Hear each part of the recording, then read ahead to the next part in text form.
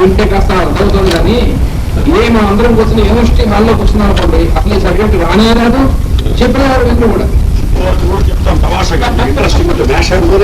నాకు బాగా అనుభవం ఉంది. ఆయనతోనే రాజమండ్రిలో హోమియో క్లాసులు కాకినాడలో హోమియో క్లాసులకు వెళ్ళాం 1980 ఆ ఊళ్ళో అప్పుడు ఉండేవాడు కలిసంరాత్రుల ముఖ్య శిష్యుడు. తెలిసే పేరు ఎవరినైనా పేరాల పరసంగం, మన ఎవరు బొకే పరసంగం గారు. విజయనగరంలో వారు పెద్దపేట విశ్వనాథ పీఠాధ్యక్షుడు ఆయన వచ్చాడు మాస్టర్ గారి. అంటే ఈయన విశ్వనాథాచార్య గారు చదువుకున్నవారే మాస్టర్ గారు, ఈ భరత్ శర్మ గారు వారు చిన్నప్పుడు మరి క్లాస్మేట్స్ లేకపోతే కొంచెం ముందు వెనక నాకు తెలియదు. 11 డిస్పెన్సరీ అప్పుడు అయిపోయి వచ్చింది. మాస్టర్ గారు సర్వీస్ చేస్తుండగా వచ్చారు. 4-5 పేషెంట్స్ ఉన్నారు. అది అయిన తర్వాత భరతశర్మ ఏమై భరతశర్మ బాగున్నారా అంటే ఏమై కృష్ణమాచారి బాగున్నాం. పరిచయం బాగానే ఉంది. ఈ భరతశర్మ పేరు మీద కానీ ఫలానా వాడు తిరిగి బాగా గట్టిగా ఉన్నాడు. ఎవరా అంటే భరతశర్మ అంటే అప్పుడు తెలిసిన ఊహో కవిసమ్రాట్ల శిష్యులా ఉంటున్నాను. వీడియో ఉన్నారు డిస్పెన్సరీ అంతా పోయి పేషెంట్స్ వెళ్ళిపోయినారు, వర్కర్స్ వెళ్ళిపోయి నేను అట్లా కూర్చున్నాను. మామూలుగా మాస్టర్ గారు పక్కన అట్లా కూర్చున్నాను. ఎవరండి ఇతను గుంటూరులో మా శిష్యుడు స్టూడెంట్ చదువు మంచిది. తర్వాత హోమియోపతి నేను కూడా ఆచార్య నేను కూడా వైద్యం చేస్తున్నాను హోమియోపతి అన్నాడు. నువ్వు ఎక్కువ చదువుకున్నావా, నువ్వు ఎట్లా వైద్యం చేస్తున్నావు అన్నారు మాస్టర్ గారు. ఏమి లేదు, నాకేం లేదు, డ్రగ్ల పేరు తెలుసు అంటే కళ్ళు మూసుకుంటున్నాను. డ్రగ్ పేరు అమ్మవారు ఇస్తుంది, నేను శ్రీ విద్యోపాసన చేశాను, ఇచ్చేస్తున్నాను. అమ్మ బాబాయ్ ఎంతమంది చచ్చిపోయినారు. సైన్స్ అనేది నువ్వు సైన్స్ కష్టపడి చదువుకోని దానికి ఆర్ట్ నేర్చుకుని అనుభవం సాధిస్తూ భగవత్ప్రార్థన చేయాలి. కానీ నువ్వు ఏమి లేకుండా నువ్వు అంటే అమ్మవారు చెప్తూ నువ్వు చెప్పు అంటే ఎగరోకి ఏదో ఒక వైద్యం చేస్తున్నావు అనిపించుకోవడానికి తప్ప. సరే మాస్టర్ గారు వివరణ కూడా సరేలేండి, కానీ మా పద్ధతి అది కాదులేండి. మీ వైద్యం వేరు మా వైద్యం వేరు, మేమేదో కష్టపడి తంటాలు కూడా చదువుకున్నాం భరత శర్మ, మీలాగా మాకు అమ్మవారు చెప్పట్లేదు అన్నారు. ఇదిగో తమ్మా ఆయన నిజంగా కాబోలు ఆచార్య మనకంటే తప్పనుకున్నాడు ఈ భరత శర్మ. నేను వెళ్ళి నవ్వుకొచ్చాను. మధ్యలో భరతశర్మ టోపీ పడిందే, వైష్ణవ టోపీ చూద్దామా అంటే మాస్టర్ గారు ఏమంటారు, టోపీ విప్పితే ఆయనకి టోపీలో ఉంచాలనే కదా కొన్నాడు. మనం విప్పితే బాగుంటుంది అంటే తెలిసినా కూర్చున్నాను. సరే వెళ్ళిపోతుంటే మాస్టర్ గారు నాకు ఇంకో పెద్ద డ్యూటీ అప్పుడు చెప్పారు, నా దుంప తగ్గట్టు ఆ భరతశర్మను అక్కడ దాకా పంపించినారు. అంటే కొంచెం వాకిటి బయట అంటే వాకిటి దాకా పోతుంటే అబ్బాయి నువ్వు ఎవరైనా మళ్ళా మొదలుపెట్టాడు. ఏమిటి కృష్ణమాచార్య గారు నీతో అంత సన్నిహితం ఉంటాడు, నీ సంగతి ఏంటి అసలు చెప్పమంటారు. అయ్యా నేను చిన్నప్పటి నుంచి అట్లా ఉన్నాను అట్లా వెళ్తూ ఉన్నాను. మీతో కూడా విన్నానంటే కొంచెం పదార్థ దాకా అలా వెళ్తూ ఉంటే రామాయణం నాకు మా గురువుగారు రాసిన రామాయణంలో ఉన్న విశేషం, బాగా రామాయణాన్ని చెప్పగలిగిన వాడు ఎవరు కనపట్టలేదండి అన్నారు నాకు ఆయన. నాకేదో రామాయణ కల్పవృక్షం మా గురువు గారు రాసింది వినాలంది, నాకు కూడా పెద్దగా తెలిసి చావట్లేదు. అనుకున్నాను శిష్యుడు అయింది ఆయన బాధ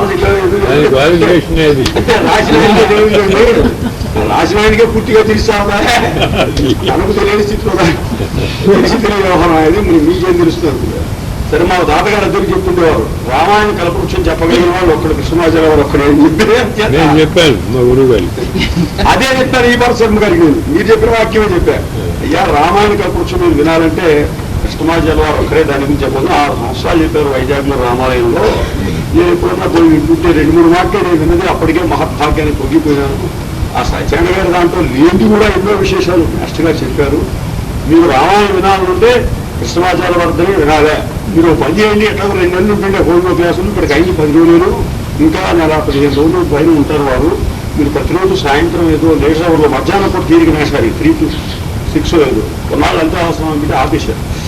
ఎండాకాలం అనుకోండి 4 to 5 ఇంట్రెస్ట్ ఉన్నవాళ్ళు హాల్లో కూర్చోండి, వారు చెప్తారు 1 hour వినండి. ఆ 4 రోజులు ఎంతైతే అంత మీరు ఆనందిస్తారు. దాన్ని పట్టుకుని మీరు అంత పొందేటువంటి రసానందము, ఆధ్యాత్మికమైనటువంటి అందులో ఉన్న విజ్ఞాన భావాలు ఇంకెక్కడ మీకు దొరకవు. మీ జన్మ ధన్యం అవుతుంది. ఇటువంటి ఛాన్స్ మళ్ళా ఈ జన్మ కాదు. మీకు ప్రపంచంలో చెప్పేవాళ్ళు ఏడని బాగా పుట్టారు. ఇక అంతవారా కృష్ణమాచార్య ఏదో మా చిన్నప్పుడు మాతో పాటు గురువుగా చదువుకున్నాను అనుకున్నాను. రామాయణంలో అంతలోటు వేద సమన్వయం వాల్మీకి హృదయం అంత పట్టినారంటావా నీకెట్ తెలుసు నేను చెబుతాను. మీరు నమ్మితే మీకు రామాయణం కావాలనుకుంటే ఆయనే ఇంకెవడు లేడు భారతదేశంలో అన్నా. అంటే ఇతర దేశాలు ఎట్టకూడదుగా భరత శర్మ గారికి కొంచెం నష్టం ఎక్కింది, ఇంజక్షన్ ఎక్కి మాస్టర్ గారి దగ్గరికి వచ్చాడు. మళ్ళీ వెనక్కి వచ్చాడు. 2-3 పర్లాంగులు పోయినవాడు కాదు సార్. నేను పదార్థం దాకా తీసుకుపోతూ మాట్లాడుతున్నా, కాఫీ ఇప్పించే దాకా పోయి రాజోడు దాకా పోలేదండి. ఇంకా కానీ వెనక్కి తిరిగి వచ్చాడు. వచ్చి మాస్టర్ గారు అయితే కృష్ణమాచార్యని అడగాలో ఈ సంగతి ముందే చెప్పకూడదు, నా ఇట్లా నేర్పించారు కదా ఆయన ఆయన నేర్పించడానికి వాడు వెనక్కి తిరిగిచ్చాడు. వాడు వచ్చాడు. వచ్చి భరత శర్మ గారు వచ్చి, కృష్ణమాచార్య నువ్వు రామాయణం బాగా చెబుతావు, ఈ పిల్లవాడు చెప్పాడు నాకు, నాతో నువ్వు చెప్పలేదంటే నేను చెప్పాను నీకు చెప్తాను, నేను చెప్తానా గురువు గారు రామాయణం నాకు ఎవడో ఆంధ్రదేశంలో ఇంకెవరో చెప్పలే, నువ్వు బాగా చెబుతావని నేను విన్నాను, మరి కాస్త మాకు చెప్పాలి, ఇక్కడ 10 మంది సమావేశం, రోజు ఫలానా అవర్ మాకు ఏదైనా తీరిక ఓ టైం ఇవ్వండి మాకు, ఆ టైంలో ఫలానా చోట ఏదో ఉంది అక్కడ కళామందిరం ఏదో నాకు తెలియదు, అక్కడ పెడతాం, మీకు సకలవిధ సౌకర్యాలు, రాజోపచారాలు, ఇంత శిక్షోపచారాలు, కొన్ని ఉపచారాలు చేస్తాం, మీరు వచ్చి చెప్పాలి రామాయణం అంటే నాకు తీరిక లేదు భక్త శర్మ వెళ్ళిరాను. అదేంటి బాగా ఇంత తంటాలు పెడితే మళ్ళీ వెళ్ళిన వచ్చాను 10 నిమిషాలు, ఏమైనా నాకు తీరిక లేదే, నన్ను మన్నించు, ఏమనుకోకు, ప్రస్తుతం అంతకంటే ముఖ్యమైన పనిలో ఉన్నాడు. వాడు వెళ్ళిపోయి పోయిన తర్వాత నన్ను నేను వెంబడి వెళ్ళమన్నా కానీ ఇదంతా ఎవరు చెప్పమంటారా, ఏమి లేదంటే అసలు శాస్త్రం ఏంటి చెప్పమంటారా ఏంటంటే మీ నోటి కూడా ఈ ఉన్న హోమియోపతి వింటవే కాక భాగవత బుద్ధులు చెబుతున్నారు.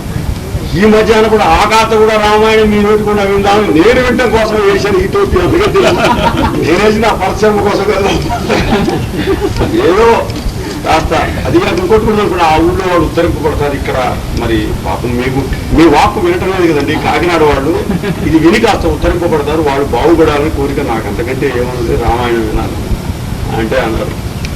పిలిచిన వాడు ఎవరు భరత శర్మ, వాడెవడు పామరుడా పండితుడా, పండితుల సభలకు మనం పోతాం అక్కడ చూసావా,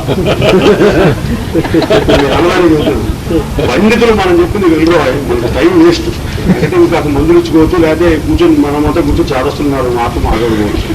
వాళ్ళకి మనం చెప్పి చెప్తాయి పడతాయి, వాళ్ళకి అందరికీ కన్విక్షన్స్ కొన్ని ఫౌండేషన్ గట్టిగా ఇనప ఫౌండేషన్ పడి కాన్ఫిడెంట్ అది పూర్ణ ఆయన మనకు టైం వేస్ట్. వాళ్ళు రసలోకంలో తేలి ఆడరు, నీరసంగానే ఉంటారు. యువతలు కూర్చొని దానికి గుణములు అలంకారములు ధ్వనులు బట్టు ఏడుస్తూ ఉంటుంటారు. వాళ్ళు అంతే లేదు పట్టి, వాళ్ళ కోసం కాదు నేను వచ్చింది అని నువ్వు అనవసరంగా వాడికి ఎక్కి నా టైం వేస్ట్ చేసావు, లేనిపోయిన స్టీమ్ వాడికి ఎవరు చెప్పమన్నాను నీకు ఇదంతా. అప్పుడు అర్థం కాలేదు, నన్ను తిట్టారు కూడా. ఇప్పుడు నాకు అర్థమైంది, బహుశా నేను చెప్పడం మేస్ గారికి సమ్మతమే, వాడిని కొంత గిరిగిచ్చి ఏడిపించడం చర్యగా అనిపిస్తుంది. ముందు తీసుకెళ్ళి వెనక్కి తప్పించి చివరికి ఇంత నేను చెప్పడం వాడు మళ్ళా వాడు చెవులు కాల్చుకుంటూ పోయి, ఇదంతా మేస్ గారి నాటకంలో ఇప్పుడు అర్థమవుతుంది. ఇట్లాగే మనకు వరంగల్ ఉంది హన్మకొండ, వరంగల్లో భాగవతం రచించినటువంటి కోతలు గారి యొక్క 500వ జయంతి ఉత్సవం జరిగింది. 500 సంవత్సరాల ఉత్సవం అన్నమాట. దాంట్లో ఆ కోతలు గారి గురించి మాట్లాడడానికి పెద్ద పెద్ద పండితులు పిలిచిన వాళ్ళు వానవాళ్ళ వరదాచార్య గారు, వాళ్ళు అలాంటి వాళ్ళు మ్యాష్ గారి పేరు గురించి ఎవరు వేసుకున్నారో ఆ సభకు అధ్యక్షుడు పివి నరసింహారావు గారు గురించి, మ్యాష్ గారు speaker, PV Narasimha Rao central minister అప్పుడు ఆయన అధ్యక్షుడు. నేను హైదరాబాద్ వెళ్తే నేను స్పాట్ మేనేజ్మెంట్ అయితే చూశాను, పేపర్లో ఇది పడింది. మా తోడరు ఒక ఆయన తీసుకొచ్చి మీ గురువు గారి యొక్క స్పీచ్ నరసింహరావు అధ్యక్షుడు వరంగల్ ఇళ్ళు సాయంత్రం వెళ్ళి రేపు పొద్దున్న మన రావచ్చు అన్నారు. నేను వెంటనే చూశాను, మా మ్యాష్ గారు దీనికి రాదు, ఆయన అడగకుండా వేసి ఉంటాడు ఈ ప్రోగ్రామ్, ఎందుకంటే పండితుల సభకు మ్యాష్ గారు రాదు, అందరికీ అందుబాటులో ఉండే సభలు కాదు, ఏదో కూర్చుని సభాగా కుర్చీలో పడుకునే వాళ్ళ సభలు రావు. అంతేనా తర్వాత విశాఖపట్నం వెళ్ళినప్పుడు చెప్పాను, మ్యాష్ గారు మీరు వరంగల్ మళ్ళీ అన్నాను లోపల, ఒకవేళ వరంగల్ అయినా నేను ఆ సభ మిస్ అయినానేమో నాకు మీరు వరంగల్ వెళ్ళారా ఆ సభకి, నేనేది పోతానో నీకు తెలియదు, అట్లాంటి సభలకి తెలిసేదండి పోలేదంటే అందులో పండితుల సభకే పోను, పైగా నరసింహరావు వచ్చినట్టు ఆ సభకి నేను ఎందుకు పోతాను అంటే పొలిటి అంత తిరస్కారం ఉంది. మీరు మ్యాష్ గారు అంటే సింహం అనమాట. కేంద్ర మంత్రి స్వయంగా తాను అధ్యక్షత వహించి మీరు నా సభాధ్యక్షత కింద మీరు ఉపన్యసిస్తే నాకు ఆనందదాయకానికి ఆయన కబురు చేస్తే నరసింహరావు నేను రానని చెప్పి తిరస్కరించారు మ్యాష్ గారు. అలాంటి మగతనం తీరత్వం ఉన్నారు. అదే అనమాట, యూనివర్సిటీలో ఈ సబ్జెక్ట్ చెప్పుకుంటే ఏమవుతున్నటువంటి దాని ఫలితం. అలాగే యూనివర్సిటీలో నుంచి బయటకు వచ్చిన తర్వాత మళ్ళీ ఒకసారి వెనక్కి ఇవన్నీ నాన్నగారు ఉపన్యాసాలు విని మళ్ళీ ఆ యూనివర్సిటీలో చదువుకునే వదిలేశాం కాబట్టి ఈ కాస్త మళ్ళీ అర్థం అవ్వడం మొదలెట్టే. అదే అలా చదువుకుంటే ఏమయ్యేదంటే అలాగే ఉండేది. అప్పటికీ మా పునః చెప్పినట్టుగా ట్రై చేశాను కొంత. ఎందుకంటే ఈ గిరి పోదుగా ఆ యూనివర్సిటీ చదువుతున్నప్పుడు కూడా ప్రొఫెసర్ గారు వాళ్ళు పాఠం చెప్తున్నప్పుడు నెక్స్ట్ వీటి అర్థం ఇది కాకుండా మనకి ఈ రకమైన అర్థం ఉంటుంది అని కొన్నిసార్లు అడిగి చూశాను. అంటే ఏమయ్యా నీకు ఎంఏ డిగ్రీ రావాలని లేదా అని అడిగారు. ఏమండి అంటే నువ్వు వెళ్ళిపోయిన పైత్యమైనటువంటి అర్థాలు అక్కర్లేదు, ఉన్న అర్థం తీసుకోవాలి. ఇలా మామూలు చెప్పినట్టుగా అంటే ఉన్న అర్థాన్ని వాళ్ళు తీసుకోవట్లేదు, వాళ్ళు తీసుకున్నటువంటి అర్థాన్ని ఉన్న అర్థం అని చెప్పారు అన్నమాట. సరే ఆ అనర్థం ఏదో డిగ్రీతో పోతుందని చెప్పేసి అప్పుడు ఊరుకున్నాం, మాట్లాడుకున్నాను. అసలు అందరూ చేయడమైన అర్థం ఆ చేయడం ద్వారా ఈ అర్థాలన్నీ అందరూ అర్థాలు ఉన్నాయి అంటే తప్పు. అంటే వేదానికి అర్థం లేదు తప్పనట్టుగా. ఎందుకంటే వేదానికి అర్థం చెప్తారంటే తప్పు చెప్పకూడదు, కలుగుతాయి అని చెప్పుకుంటారు. వేదానికి అర్థం ఏమిటి, వేద చదువుకోవాలి కానీ అని కోపడేట్టుగా అలాగే ఉంటుంది అంతా కూడా. అందుకని ఈ కావ్యాలు రఘువంశం, కుమార సంభవం, మేఘసందేశం ఇవన్నీ కూడా ఈ కావ్యాలలో అంతరార్థం ఉంది, వేదార్థం ఉంది అని చెప్తే నోర్మి వేదార్థం ఏమిటి అందులో ఉంటుంది. అభిమానికి అర్థం వేదానికే అర్థం లేదని చెప్తుంటే వేదార్థం ఇందులో ఉందంటావా అంటారు వాళ్ళు. అందుకని వాళ్ళతో చెప్పిన అవ్వలేదు, చెవిటి వాళ్ళ సంఖ్య ఉన్నట్టుగా ఉంటుంది. అందుకని యూనివర్సిటీతో చెప్పుకోవాల్సినటువంటి సబ్జెక్ట్స్ కావు. యూనివర్సిటీ వదిలేసో అయితే యూనివర్సిటీకి వెళ్లకుండా వేరే కూర్చొని చెప్పుకోవాల్సినటువంటిది. అందుకని ఈ మొత్తం ఈ కావ్యాలన్నింటిలో కూడా ప్రతి శ్లోకం ఉంటాయి. ఈసారి మనం చిరుముష్వాళ్ళు జరిగినటువంటి యోగా క్లాసులో రఘువంశం చెప్పుకున్నాం. మరి కాలేజీలో యూనివర్సిటీ చెప్పుకున్నటువంటి అర్థానికి ఈ అర్థానికి సంబంధం లేదు. మొత్తం అంతా యోగపరమైనటువంటి కావ్యం అది. కాళిదాసు రాసినటువంటిది యోగపరంగాను వేదార్థంగాను ఉండకుండా మనర్థంగా ఉంటుందా. అందుకని ఇవన్నీ కూడా అటువంటివి. అందుకని ఇక్కడ సరస్వతి గురించి మనం అందులోకి ఎందుకు వెళ్ళామంటే ఆ పప్రుషి పార్థివాని అంటుంది. అంటే పృథివీకి సంబంధించినటువంటివి ఏవైతే ఉన్నాయో దీనంతటినీ కూడా పూర్తిగా తడుపుతుంది కాబట్టి. అందుకని అమ్మవారు ఆ సరస్వతి యొక్క టచ్ లేకుండా అంతా కూడా ఏమీ మొత్తం అంతా కాంప్రహెన్సివ్గా బయటికి రాదు. అందుకని ఆ పప్రుషి పార్థివాని కుడు రజో అంతరిక్షం బాగా మరీ గట్టిగా స్థూలంగా ఉన్నటువంటిది అయినటువంటి పార్థివమైనటువంటి వీటన్నిటిని కూడా కడుపుతాడు. వీటిని తర్వాత అంతరిక్షంలో అయినటువంటి వాటిని అంతరిక్షము అనేటువంటి దానికి చాలా తమాషైనటువంటి అర్థం. అంతరిక్షము అంటే లోపల ఉన్నటువంటిది అనేటువంటి అంతర్ అంటే మధ్యలో ఉన్నటువంటిది, గ్యాప్ అనేటువంటిది ఒక అర్థం. అలా కాకుండా అంతర్ ఈక్షము అంటే లోపలికి చూడవలసినటువంటిది అంతరిక్షం. అంటే దాని లోపల ఉంటుంది అంతా కూడా. అంతరిక్షంలోకి వెళ్ళాం, అంతరిక్ష యాత్ర. అంటే అంతరిక్ష యాత్ర అంటే ఒక అర్థంలో నిజమే, కానీ అది మాత్రమే కాదు. అంటే రాకెట్లో వెళ్ళి సూర్యుడిని, చంద్రుడిని వాళ్ళందరూ చూస్తున్నారు. చంద్రగోళంలోకి వెళ్ళారు, సూర్య గోళంలోకి వెళ్ళలేరు ఎవరు కూడా ఇప్పుడు ఉన్నటువంటి స్థితిలో. ఎందుకంటే యువతలో వెళ్ళేప్పటికీ మారిపోతారు, దాంట్లో వెళ్ళేప్పటికీ ఫిజికల్ అంతా కూడా మారిపోతుంది అక్కడికి. అయితే మరి వీళ్ళందరూ కూడా ఋషులు వాళ్ళందరూ వెళ్ళారని ఎట్లా చెప్తున్నారు? ఇవన్నీ కూడా వీళ్ళు ఊహించను చెప్పినటువంటిదే కాదు, అంతరిక్షము అనేటువంటి దాంట్లోకి వెళ్ళారు. అది అసలైనటువంటి అంతరిక్ష యాత్ర అంటే. తాతగారు కళ్ళు మూసి కూర్చుంటే ఇక్కడ గురువు గారు కనబడి చెప్తూ ఉంటారు. ఎక్కడి నుంచి చెప్తారంటే అంతరిక్షం అని చెప్తారు ఆయన. అది ధ్యానం చేస్తే ధ్యానంలో అమ్మవారు కనిపించి చెప్తుంది, అమ్మవారు కనిపిస్తుంది. ఎక్కడి నుంచి కనిపిస్తుంది ధ్యానంలో అంటే కళ్ళు మూసి కూర్చుంటే కనిపిస్తుంది. ఎలా కనిపిస్తుంది? అంతరిక్షంలో. అది అంతరిక్షం అంటే. అంతరిక్షం అంటే ఆల్ పొటెన్షియల్ స్పేస్, అది అంతరిక్షం అంటే. అంటే మొత్తం స్పేస్ అంతా కూడా ఆల్ పొటెన్షియల్, సంపూర్ణమైనటువంటి పూర్ణం. జీరో కూడా శూన్యం కాదు. జీరో అంటే శూన్యం అని అనుకున్నారు, కానీ జీరో అంటే శూన్యం కాదు అని పైథాగరస్ చెప్పాడు. జీరో అంటే పూర్ణం. మనకు వేదం ఇచ్చినటువంటిది పూర్ణమద పూర్ణమిదం పూర్ణాత్ పూర్ణమదచ్చతే. అంటే జీరో నిలిస్తే ఏమవుతుంది? జీరో మిగులుతుంది. పూర్ణస్య పూర్ణమాదాయ పూర్ణమేవ అవశిష్యతే. జీరో నిలిస్తే ఏమవుతుంది? జీరో మిగులుతుంది. జీరో యొక్క పొటెన్షియాలిటీ ఏమిటి అంటే 1. అందుకని అందుకని ఇప్పుడు కొత్తగా లేటెస్ట్గా ఉన్నటువంటి మ్యాథమెటిక్స్ వాళ్ళు జీరో యొక్క పొటెన్షియాలిటీ 0 అంటారు, 0 అని ఇప్పుడు వచ్చింది. అంటే పూర్తిగా ఇంకా బోధపడలేదు. 0 అంటే శూన్యం కాదు. 0 యొక్క పొటెన్షియల్ ఏమిటంటే ఇదంతా కూడా 1 అనేటువంటిది. దాంట్లోంచి తర్వాత ఇవన్నీ కూడా డివైడ్ అయ్యి వచ్చాయి. దానికి చాలా పెద్ద సింబాలిజం ఉంది. అది మనం ఎప్పుడో చెప్పుకుందాం. ముందు 1 అనేటువంటి నెంబర్ ఎలా వచ్చింది, తర్వాత 2 అనేటువంటి నెంబర్ ఎలా వచ్చింది, తర్వాత 3 ఎలా వచ్చింది, 4 ఎలా వచ్చింది, 5 ఎలా వచ్చింది, 6 ఎలా వచ్చింది, 7 ఎలా వచ్చింది, ఇవన్నీ కూడా సృష్టిలో ఉన్నటువంటి ఫార్ములా ప్రకారం వచ్చినటువంటివి.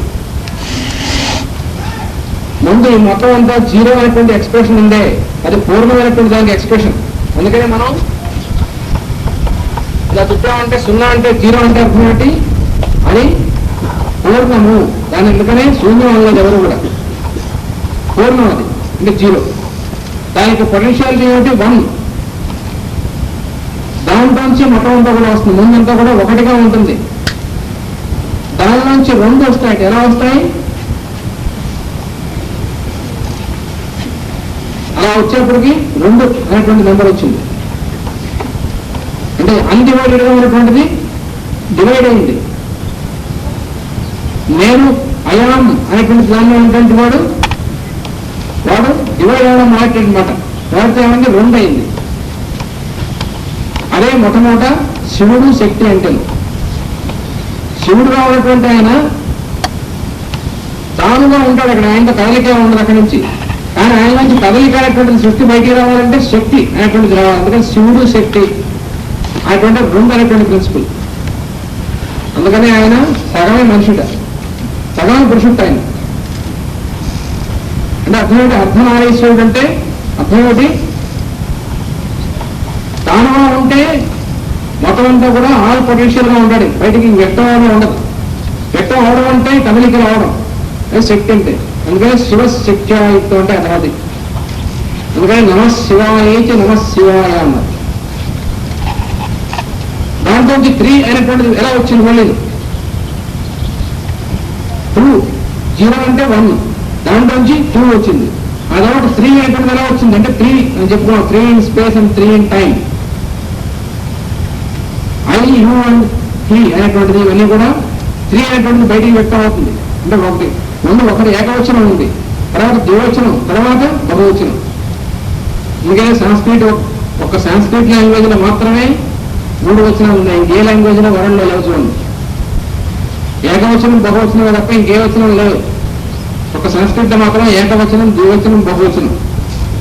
ఎందుకు ఇది? చాలా తమాషా మిస్టిక్ కారణం అది. ఊరికి క్యాజువల్గా ఉన్నటువంటిది కాదు. అందుకని ఇవన్నీ కూడా ఇది ఆప కృషి పార్థివాని ఉరు రజో అంతరిక్షం. అంతరిక్షం అనేటువంటి దాని గురించి ఇంకా మనం చెప్పుకోవాల్సిన కొంత ఉంది. అది రేపు క్లాస్లో మనం చెప్పుకుంటాం. అంటే ఏమిటి అనే దానికి యూనివర్సిటీ వారు చదువుకోవడానికి జ్ఞానుడు చదువుకోవడానికి ఉన్న తేడా చూద్దాం. మరి మాస్టర్ సివి గారు కుంభకోణంలో వారి ఇంటి దగ్గర డిసెంబర్ కాలని పెట్టుకుంటారు. శిష్యులు అందరూ వచ్చారు. ఆ వచ్చినప్పుడు యూనివర్సిటీ పండితులు ప్రొఫెసర్, మ్యాథమెటిక్స్ ప్రొఫెసర్, మద్రాసుకి ఏమో వైద్యనాథ్ అయ్యారు, ఆంధ్ర యూనివర్సిటీకి భుజంగరావు, ఇంకొక యూనివర్సిటీకి ఇంకొక ఆయన, ముగ్గురు ప్రొఫెసర్లే ఆ డిపార్ట్మెంట్ హెడ్స్. వాళ్ళు ముగ్గురు కూర్చొని మ్యాథమెటికల్ కాంగ్రెస్ ఏదో జరగబోతుంది నెక్స్ట్ మంత్. దానికి గాను జీరో మీద ఒక పేపర్ సబ్మిట్ చేయాలనుకున్నాను. వాళ్ళు ముగ్గురు కలిసి 2-3 రోజులు తండాలు పడి ఆ జీరో మీద ఒక ఆర్టికల్ తయారు చేశారు. తయారు చేసి మాస్టర్ గారి ఇంటికి వచ్చారు. డిసెంబర్ 30 అనుకోండి. అంతకుముందు 4-3 రోజుల్లో దాన్ని తండాలు పడడానికి ముగ్గురు ప్రొఫెసర్లు ఒక చోట కూర్చొని వచ్చి వరండాలో కూర్చొని దాన్ని వాళ్ళు వెరిఫై చేస్తున్నారు.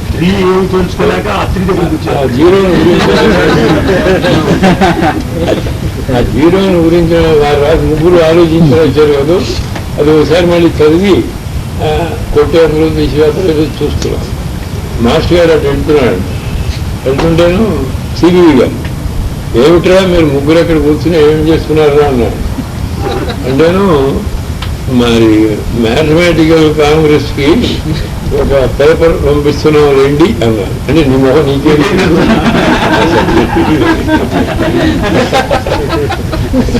ఎందుకంటే రైల్వే కాంట్రాక్ట్ చేసిన వాడు ఎవరికి ఆయనకి మ్యాథమెటిక్స్ ప్రొఫెసర్లు ముగ్గురు కలిసి మూడు గొరితలకాయలు పెట్టి ఒక చోట ఆర్టికల్ తయారు చేస్తుంటే ఇది నీకేం తెలుస్తుంది అని. అదేదో మ్యాథమెటికల్ కాంగ్రెస్ కి అది కరెక్టే వాడు అన్నది, అది కరెక్టే. నానా చెప్ప ఆయనకేం తెలుసుకోవాలి. అదేదో మనకు పేపర్లు అండి అన్నాడు. అంటే నీకెందుకు ఆ గొడవ నీకేం తెలుస్తుంది? ఓహో మ్యాథమెటికల్ కాంగ్రెస్ కి మీరు ముగ్గురు కలిసి ఒక ఆర్టికల్ తయారు చేస్తున్నారా, అది సున్నా మీద అన్నాడు. అని ఇంట్లో నీళ్లు తెస్తున్నాడంటే ఒక కుర్రాడు, చదువురాని కుర్రాడు, కావిడి భుజం వేసుకుని వస్తున్నాడు. అరే ఇటు రాయాలని మొన్న వాడు వచ్చాడు. ఆ బిందెను అక్కడ పెట్టు, ఇది కావిడి దెబ్బ అక్కడ పెట్టు, ఇటుగా వచ్చి కూర్చో. వీళ్ళకి సున్నా అంటే ఏమిటో చెప్పరా, నీళ్లు పోసే కుర్రాడు. ఆయన చెప్పకుండా అంటే అది గురువు గారిని అది లేండి మీకెందుకు లేండి అది మీకు ఏం తెలుస్తుంది మళ్ళీ ఆయన నీళ్లు పోసే ఉన్నాడు చెప్తాడని వాడితే చెప్పిస్తున్నాడు. వాడికి అసలు వాళ్ళు రావు ఆ వచ్చిన కుర్రాడికి. దాన్ని కూర్చోరా, పద్మాసనం వేసి కూర్చో, ఆడ ముగ్గురికి ఎదురుగా వాళ్ళకి జీరో అంటే ఏమిటో చెప్పరా. ఇది ఎప్పుడు 28 వాడు ఇంగ్లీషులో ఆడికి అసలు 60 రాదు, 60 రాదు. మరి ఇంగ్లీష్లో ప్రీ జీరో కండిషన్ సృష్టి ఎలా ఉంటుంది అని మొదలుపెట్టారు. ప్రీ జీరో కండిషన్ అంటే సృష్టి కావడానికి ముందున్నటువంటి స్థితిని ప్రీ జీరో కండిషన్ ఉంటారు. అది ఎలా ఉంటుంది అక్కడి నుంచి 1/4 జీరో ఎట్లా ఫారం అవుతుంది అంటే ఏమి లేదు అని అనడానికి వీలు లేదు అనే స్టేజ్ 1/4 జీరో అని మొదలుపెట్టాడు. 11 దాకా వాడు ఉపన్యాసం చెబుతున్నారు. 11 ఆపాడు. ఫుల్ జీరో అంటే ఇలా వస్తుంది. అంటే ఇది వ్యక్తం కావడానికి ముందు రెడీగా ఉన్నటువంటి పూర్ణం అంటే అది పూర్ణం అని చెప్పాడు. చెప్తే వాడు సాష్టాంగంగా పోయి దండం పెట్టి గురువు గారికి చంపలేసి అయ్యా పొరపాటు మాట్లాడారు, మాకు అది జరుగుతాను. సరే రాయండి అన్నాడు. మంచి ఏదో అభివరిస్తున్నాను. నీకేమి తెలుసులేని వాళ్ళంటే నిజంగానే మాకేం తెలియదంటే ఏదో అభివరిస్తున్నట్ట రాయండి. అందుకంటే యూనివర్సిటీ వాడికి ఏం కావాలి, అది దారిలో పోండి.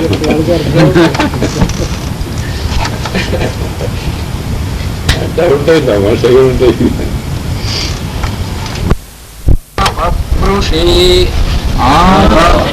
కృషి పార్థివాని గురురజో అంతరిక్షం అనేటువంటి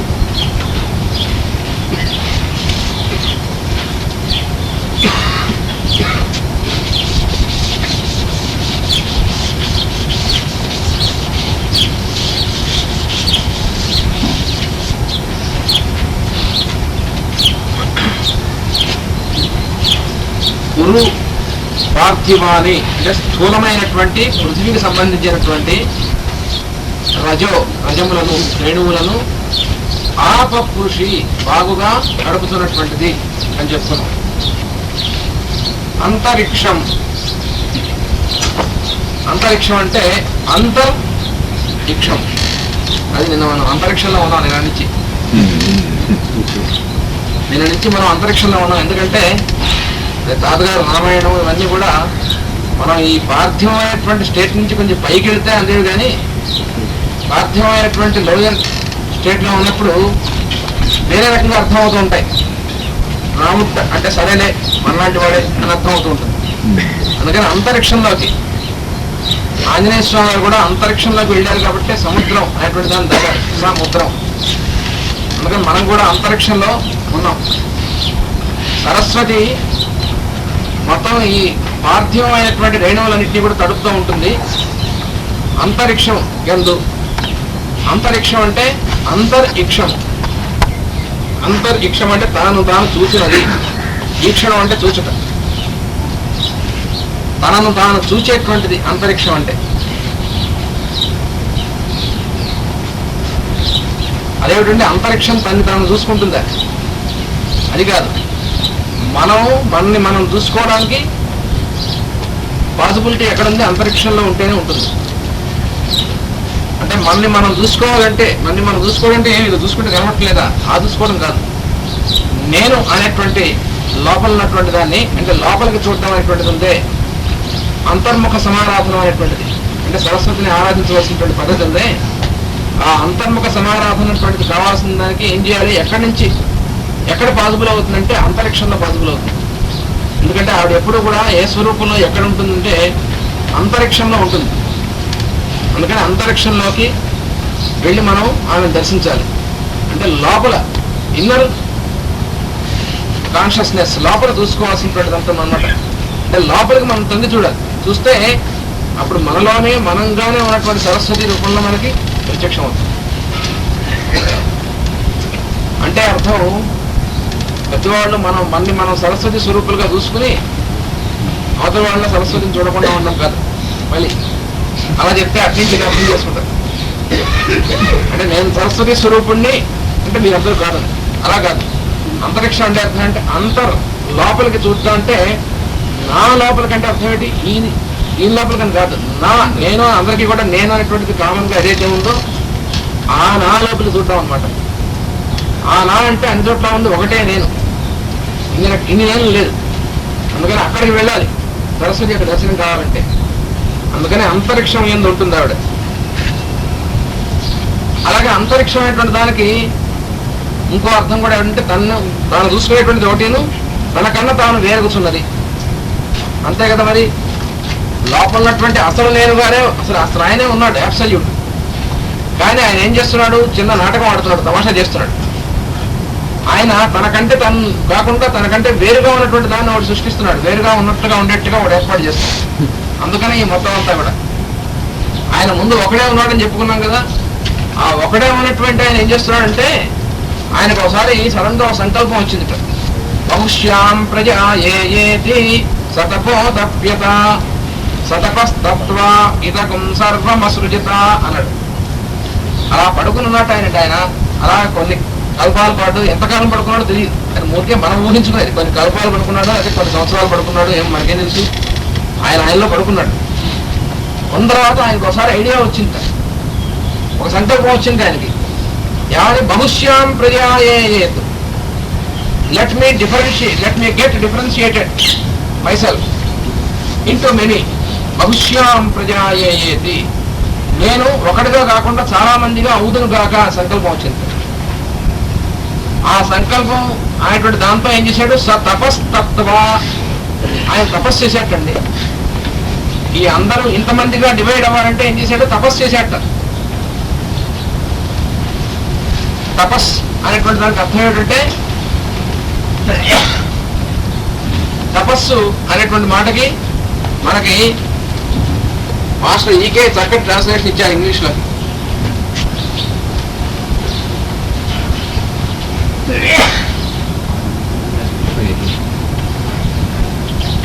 ఫైరీ ఆస్పిరేషన్.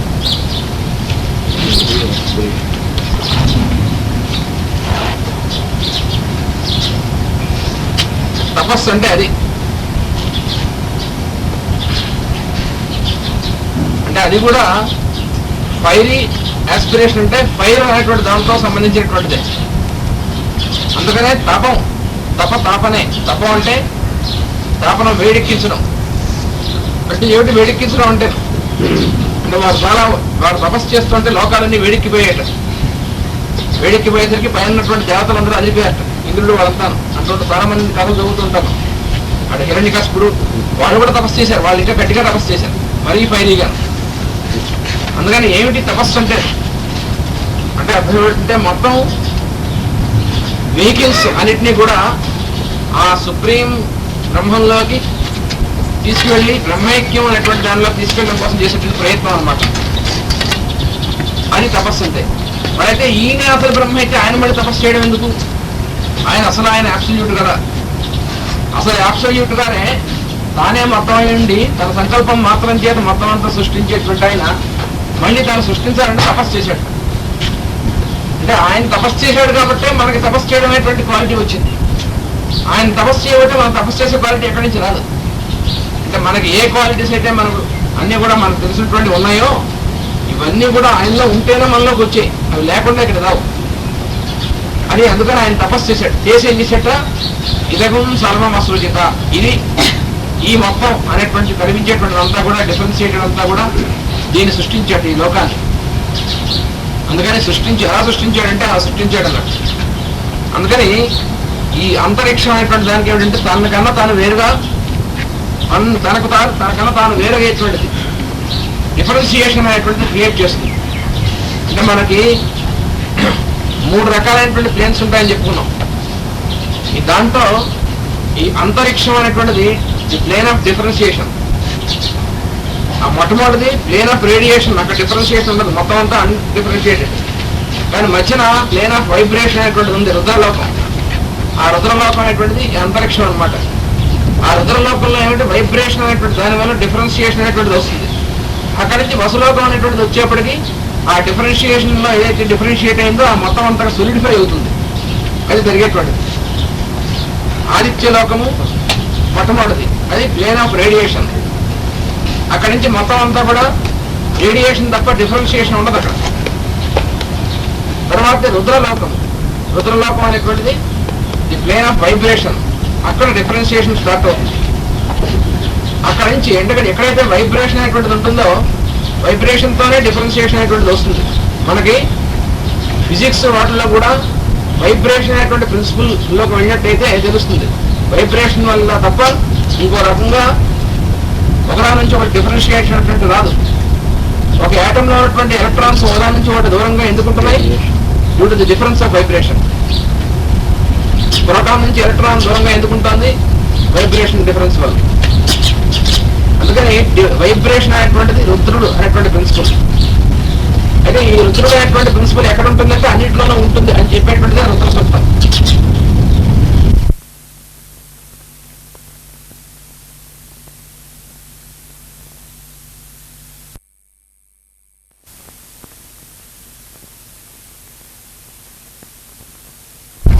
అందుకని ప్రతి దాన్ని కూడా లిస్ట్ అవుట్ చేశారు రుద్ర సూక్తంలో. ప్రతి ఒక్కడిలోనూ ప్రతి వస్తువులోనూ అన్నింటిలో కూడా ఉన్నట్టు రుద్రుడు. అది ఈ వైబ్రేషన్ అనేటువంటి ప్లేన్. అక్కడ డిఫరెన్షియేషన్ అయిన తర్వాత ఆ డిఫరెన్షియేట్ అయినటువంటిదంతా కూడా ప్రిసిపిటేట్ అవుతుంది వసులోకంలో. అది ది ప్లేన్ ఆఫ్ మెటీరియలైజేషన్. ఈ 3 లోకాలు అనమాట. అందులో ఈ ప్లేన్ ఆఫ్ మెటీరియలైజేషన్ అనేటువంటిది ఏదైతే ఉందో దాన్ని ది లోయెస్ట్ ప్లేన్, దాన్ని భూ అన్నారు. భూ అంటే భూలోకం. దానికంటే పైన ప్లేన్ ఆఫ్ వైబ్రేషన్ ని భువః.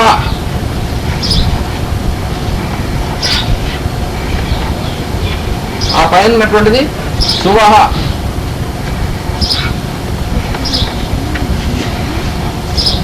అందుకని ఓం భూర్భువ సువః అంటే దాంట్లో ఉంది 3 కూడా. భూ అంటే ది ప్లేన్ ఆఫ్ మెటీరియలైజేషన్ వసులోకం. భువః అంటే ప్లేన్ ఆఫ్ వైబ్రేషన్ రుద్రలోకం. సువః అంటే ది ప్లేన్ ఆఫ్ రేడియేషన్ ఆదిత్యలోకం. అది భూర్భువ సువః అంటే. భూ అనేటువంటి మాటకు అర్థం ఏంటంటే సంస్కృతంలో ఉన్నటువంటి ధాతువు భూ అనేటువంటి ధాతువు. భూ సత్తాయాం అంటే భూ అంటే అర్థం ఏంటంటే అయి ఉండుట. అందుకని భూ అనేటువంటిది ఏమిటంటే భూమి అయి ఉంది. ఇది మొత్తం అంతా అంటే మెటీరియలైజ్ అయిన తర్వాత ఉన్నటువంటి స్టేట్ అన్నమాట. ఇది the state of post materialisation. అంటే మెటీరియలైజేషన్ అవుతూ ఉన్నటువంటిది కాదు, మెటీరియలైజేషన్ డిఫరెన్షియేషన్ అయిపోయిన తర్వాత సొలిడిఫై అయినటువంటిది. అందుకని దాని యొక్క ఎగ్జిస్టెన్స్ ఇక్కడ ఉంది. అందుకని భూ అంటే already existing as a matter, అందుకని భూలోకం. మరి భువః అంటే ఏమిటి?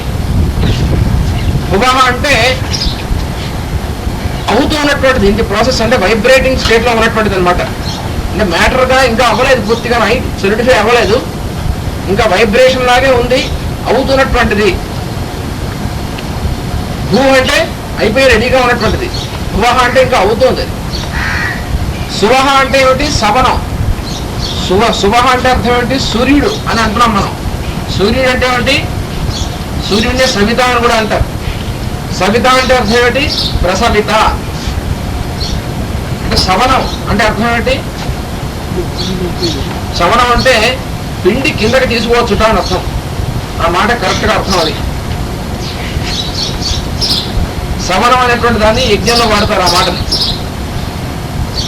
అంటే ఈ మొత్తం సృష్టి అంతటినీ కూడా అవ్యక్తమైనటువంటి దాంట్లో నుంచి పిండి బయటికి తీసుకొస్తున్నాడు కాబట్టి సవిత ఆయన. అందుకని ఆదిత్య సవిత సూర్య, సవిత అనేటువంటి మాట సూర్యుడికి ఎందుకు వేశారంటే సూర్య అన్న కూడా అర్థం అదే. ఎవడైతే సవరం చేస్తాడో యహ, ఎవడైతే సవరం చేసేటువంటి వాడు అవుతాడో వాడు సూర్య. అందుకని సవిత అంటే అర్థం ఏంటంటే మొత్తం లోకాలకి సృష్టి అంతటినీ కూడా అవ్యక్తం నుంచి పిండి బయటికి తీసుకొచ్చేటువంటి వాడు.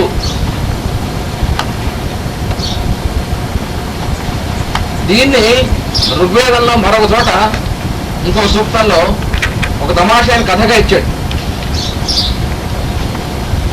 షష్టిశ్చ గావః త్రిశతశ్చ ధేనవః ఏకం వత్సం బహుధా కల్పయంతి అన్నాడు. 360 ఆవులు ఉన్నాయటండి. ఆ 360 ఆవులు కలిపి ఒకటే దూడందిట. ఆ 360 ఆవులు కలిపి ఒకటే దూడందిట. పైగా ఇంకోటి తెలిసిన 360 ఆవులు కలిపి ఒకటే పొదుగుందిట, ఒకటే దూడందిట. ఆ 360 ఆవులు కలిసి వేడిగా ఉన్నటువంటి పాలని ఈ దూడకి ఇస్తున్నాయట. తలా తోక ఉందటండి ఈ కథకి. ఋగ్వేదం చాలా మంది వ్యాఖ్యానం రాశారు, మహా పండితులు, ఉద్దండ పండితులు. ఏం లాభం? ఎందుకంటే ఋగ్వేదంలో ఋషి దగ్గరికి వెళ్తే అర్థమవుతుంది, కానీ వీళ్ళు ఆవు పేడ దగ్గర అక్కడ ఉంటే ఏమర్థమవుతుంది వీళ్ళకి? 360 ఆవులకి ఒక పొదుగు ఉండడం ఏమిటి, ఒక దూడ ఉండడం ఏమిటి? వత్సం అనేటువంటిది అంటే దూడ అని రాసుకున్నారు. వత్సం అంటే వత్సరము అంటే సంవత్సరం. వాడు చెప్పింది ఏమిటి? సంవత్సరం గురించి చెప్పాడు. 360 ఆవులంటే 360 రోజులు. ఈ 360 రోజులు 60 ఆవులు కలిపి ఒకటే పొదుగు అంటే సూర్యుడు. వాడు అక్కడి నుంచి వత్సం అంటే దూడ, సంవత్సరం. దీంతో కర్మ ముఖ్యం, వేడిగా ఉన్నటువంటి పాలన ఇస్తున్నాయి ఈ ఆవులు. అంటే అర్థం ఏంటి? ఈ మొత్తం సృష్టి అంతటినీ కూడా దీంట్లో తీసుకొస్తున్నాయి, సంవత్సరం అనేటువంటి దాంట్లో. అది అక్కడ ఉన్నటువంటి కథ. అందుకని ఏమర్థం అవుతుంది? మామూలుగా చదువుకుంటే ఋగ్వేదం, ఈ కథను చదువుకుంటే ఏమైనా అర్థం అవుతుందండి? సాంస్క్రిట్ వచ్చినా అర్థం కాదు. ఎందుకంటే అందుకనే వేదం అనేటువంటిది గురుముఖ కదా, గురువు దగ్గర నేర్చుకోవాల్సింది తప్ప సాంస్క్రిట్ నేర్చుకున్నా వేదం చదువుకుంటా అనుకుంటే లాభం లేదు. గ్రామాటిక్ మీనింగ్ వచ్చినా అర్థం కాదు. ఏమి తెలుస్తుంది? కొంత జరుగుతుంది ఆర్డర్ అనుకుంటాడు, వేదాల్లో అన్ని ఇలాంటి సత్యకారులే ఉన్నాయి, తీసుకొచ్చి వాడే అనుకుంటాడు. వాడికి ఏం అర్థం కాదు. మరి ఎంత అపచారం చేశారు మ్యాక్స్ మిల్లర్ మొదలైనటువంటి వాళ్ళు వ్యాఖ్యానం రాశారు. వాళ్ళ వ్యాఖ్యానం రాయాల్సింది దీనికి, వేదానికి. వాడు వ్యాఖ్యానం రాస్తే ఎలా రాస్తాడో ఇలాగే రాస్తాడు. 360 ఆవులకి ఒకటే పొదుగుంది, దానికి ఒకటే దూడంది అని రాసుకున్నారు. ఏదో వ్యాఖ్యానం రాసి వీళ్ళు ఇండియన్స్ పాపం ప్రాచీన కాలంలో ఇలా రాసుకున్నారు కొన్ని. వాడు రాసినవన్నీ అలాగే ఉంటాయి, మ్యాక్స్ మిల్లర్ రాసినవి. అయితే మ్యాక్స్ మిల్లర్ అలా ఎందుకు రాశాడంటే వాడు తప్పు కదా. మ్యాక్స్ మిల్లర్ ఇండియా వచ్చి ఇండియాలో ఉన్నటువంటి కొంతమంది సన్నాసి పండితులు పట్టుకున్నాడు. వాళ్ళు ఇచ్చారు, మన వాళ్ళు ఇచ్చిందే వాడు రాశాడు. వాడెక్కడి రాస్తాడు? లేకపోతే వాడు ఇండియా వచ్చి సంస్కృతి నేర్చుకుని వేదం చదువుకుని పాపం వాడికి నిజంగా త్రికన్సుతో చదువుకున్నాడు. కానీ వాడి కర్మ ఏంటంటే వీళ్ళు దొరికారు వాడికి. వాళ్ళ దగ్గర నేర్చుకుని వాడు కామెంటరీ రాశాడు. ఆ కామెంటరీ ఇప్పుడు మనం పెద్ద కర్మ ఏమిటంటే వాడు రాసినటువంటి ఆ కామెంటరీని యూనివర్సిటీస్ లో ఉన్నటువంటి వాటిలో చదువుకుంటున్నాం. అసలు యూనివర్సిటీలో వేదమే చదువుకోవాలన్నది వేరే సంగతి. వేదం చదువుకోవడం అంటే వేదంలో ఉన్నటువంటి కొన్ని సూక్తాల్లో ఉన్నటువంటి కొన్ని లైన్స్ ఊరికే అలా అలా, ఎందుకంటే సంస్కృతి డిపార్ట్మెంట్ కాబట్టి వేదిక సెక్షన్ ఉందని వాడికి అసలు ఏ వేదంలో ఏముందో కూడా తెలియదు. వాడికి వేదం చదువుకున్నట్టు ఎలా చదువుకుంటాడు? ఇంగ్లీష్ లో మ్యాక్స్ మిల్లర్ రాసిన వేదం చదువుకుంటాడు. అది చదువుకునేది. అంతేగాని ఒరిజినల్ గా వేదం చదువుకునేటువంటి దమ్ము మగతనం ఎవడుకుంది? ఎవరికి లేదు. అందుకని వాడు రాసిన వాడిని సత్యసన్నాసిన రాస్తుంటాడు. చాలా ఘోరంగా రాశాడు. అజాం ఏకాం లోహిత శుక్ల కృష్ణాం అని ఒక మంత్రం ఉంది. దానికి వాడు అయినా అంటే ఒక మేకని తీసుకొచ్చాడు. ఆ మేక ఎలా ఉందిట? చుక్కలుగా ఉందిట. లోహిత శుక్ల కృష్ణాం, ఎర్రని మచ్చలు, నల్లని మచ్చలు, నల్లని మచ్చలు ఉన్నాయి. దాన్ని తీసుకొచ్చి కోసి యజ్ఞంలో చేశారు. అది వాడు రాసింది. అదే అజాం అంటే పుట్టుకలైనటువంటిది. వాడు చెప్పింది లైట్ గురించి. అక్కడ సృష్టిని లైట్ గురించి చెప్పాడు వాడు. డార్క్నెస్ లైట్ వాటి గురించి చెప్పేటువంటి దానికి వీడు ఈ అర్థం రాశాడు. మరి వారు చాలా పరమ గురువులు ఎవరు? మ్యాక్స్ మిల్లర్ గారు. మన వాళ్ళకి ఏది మన పెద్ద పెద్ద ప్రొఫెసర్ గారికి కూడా with due respects doctor yes Radhakrishna గారు కూడా ఆయనే ఫాలో అయ్యాడు. మ్యాక్స్ మిల్లర్ గారినే ఫాలో అయ్యాడు. ఆయన ఇక్కడ వారే, ఆయన వాళ్ళు ఫాలో అయ్యారు. జర్మనీ వారు కదా, అందుకు వాళ్ళు ఫాలో అయ్యారు. అది అంటే సొంతంగా కానీ లేదా సాంప్రదాయకంగా కానీ ముందు తరాల నుంచి వీళ్ళకి వేదం అందలేదు కాబట్టి అది కర్మ. అంటే సరైనటువంటి గురువు దొరకకపోతే అలా ఉంటుంది. అందుకని ఈ చూసారా ఎంత అర్థం ఉందో తింటాం. 360 ఆవులు. ఆవు అంటే దేనికి వాడతారు? అసలు ఆవు గోవు అనేటువంటి దానికి కిరణం అని అర్థం. గోవు అంటే మామూలుగా మనం అనుకున్నటువంటి ఆవు ఒకటే కాదు, ఈ ఆవు కూడా ఆ కిరణం యొక్క లక్షణాలు ఉన్నటువంటిది. కాబట్టి అంటే కిరణం ఏ విధంగా అయితే సృష్టిని మనకి ఇస్తుందో, సృష్టిని మొత్తాన్ని ఫోర్స్ అంతటి లైఫ్ని, అలాగే ఈ ఆవు కూడా మనకు ప్రాణాన్ని అనేటువంటిది మన పాల ద్వారా ఇస్తుంది. కాబట్టి ఆవు దీన్ని కూడా గోవు అన్నారు. కిరణం గోవు కాబట్టి ఇది గోవు, కానీ దీని పేరు తీసుకెళ్ళి ఆయన పెట్టలేదు. ఇటు నుంచి అటు కాదు. అందుకని వాటిని గోవులు అన్నారు. మనలో ఉన్నటువంటి వైటల్ ఫోర్స్ అశ్వం అన్నట్టుగానే ఈ కిరణమల్ని గోవులు అన్నారు. అందుకని వేదంలో ఉన్న టెక్నాలజీ జాగ్రత్తగా పరమ గురువుల యొక్క కిరణాల దగ్గర కూర్చొని అర్థం చేసుకోవాలి తప్ప, వాళ్ళ అనుగ్రహంతో తెలుసుకోవాల్సింది తప్ప, లేకపోతే మనం సొంతంగా వేదం చదువుకుంటే ఇలాగే అర్థమవుతుంది. అశ్వం అంటే గురువు అని అనుకుంటాం. అందుకని ఇక్కడ కూడా అలాగే.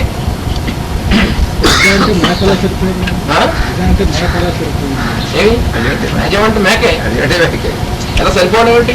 మేకను కూడా అజమని అంటారు సంస్కృతిలో. వ్యుత్పత్తిగా అజ అంటే జనవల్ లేనటువంటిదని దానికి సంగతి. మేక కూడా అదే పేరు పెట్టుకున్నారు వాళ్ళు. మేకను కూడా తర్వాత అజ అన్నారు. విషయంలో ఉండేది అదే కదా. కానీ వాడు అర్థం తీసుకున్నాడు. యాక్చువల్ మీనింగ్ ఇది మామూలు మీనింగ్ అనమాట. అందుకని అంతరిక్షం అనేటువంటిది ఏంటి? మనకన్నా తాను వేరే అయ్యేటువంటిది. అంటే ఇది వైబ్రేషన్ అనేటువంటిది లేదనమాట. ఆ వైబ్రేషన్ అనేటువంటిది వెలుగులతో కూడినటువంటి ఆకాశం, వెలుగులు అనేటువంటి దాంతో ఉన్నటువంటిది. ఆ పైన ఉన్నటువంటిది సు. అందుకని సువహ అంటే అర్థం. అది సు అంటే ప్రసవించుట. అందుకని సవిత అంటే ప్రసవించేటువంటి వాడు. ఈ సృష్టిని తన ద్వారా తాను ప్రసవించి తీసుకొచ్చి బయటకి ఇచ్చేటువంటి వాడు. అది సవిత అంటే. అందుకని సావిత్రి అనేటువంటి దానిలోకి వెళ్ళాలంటే ఈ సీక్రెట్ తెలియాలి. ఇది మొత్తం కీ సావిత్రికి. సావిత్రి కథంతా అది. సావిత్రి సత్యవంతుడు అంటే ఎవరు? సూర్యుడు.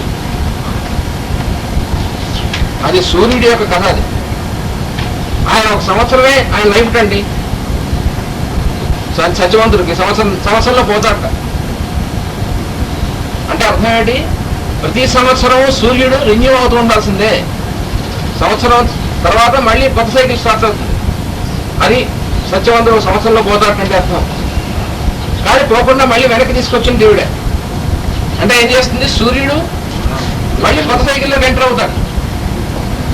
అది సూర్యుడి యొక్క కథ అన్నమాట. అది సావిత్రి సత్యవంతుడు అంటే. ఆయన యముడితో కలిసి ఆవిడ ప్రయాణం చేస్తుంది. యమలోకం నుంచి పట్టుకొస్తుంది సూర్యుడిని. అంటే అర్థం ఏమిటి? సూర్యుడు ఎక్కడి నుంచి పుట్టాడు? మనం కనిపిస్తున్నటువంటి సూర్యుడు బ్యాక్గ్రౌండ్ హయ్యర్ లైట్ అనేటువంటి దాంట్లో నుంచి పుట్టాడు. దేనికైతే మనం డార్క్నెస్ అనుకుంటున్నామో దాంట్లో నుంచి పుట్టాడు. ఆ డార్క్నెస్ అంటేనే ఆయన యముడంటే డిసిప్లిన్ అనమాట. యముడంటే యమించేటువంటి వాడు. అంటే ఎవరి యొక్క డిసిప్లినింగ్ నేచర్ అనేది మొత్తం సృష్టి యొక్క ప్లాన్ అంతా నిలబెట్టబడి ఉందో ఆయన యముడంటే. యముడంటే మంచి బుర్రమీసాలు భయంకరంగా నల్లగాను అలా ఏమి ఉంటాడు యముడు. యముడు చాలా బాగుంటాడు. మీకా తెలిసింది బాగుంటాడు. చాలాసార్లు వెళ్ళొచ్చాక తిరిగేటి మళ్ళీ వెళ్తూ ఉంటాం. ఆ తెలుసున్నటువంటి ఆయన ఒక ఆయన ఉన్నాడు. ఆయన నచికేతుడు అనేటువంటి ఆయన. ఎప్పుడో మనం చెప్పుకుంటాం ఆ కథ. నచికేతుడు అనేటువంటి కుర్రవాడు ఆయన యముడి దగ్గరికి స్వయంగా వెళ్ళేట.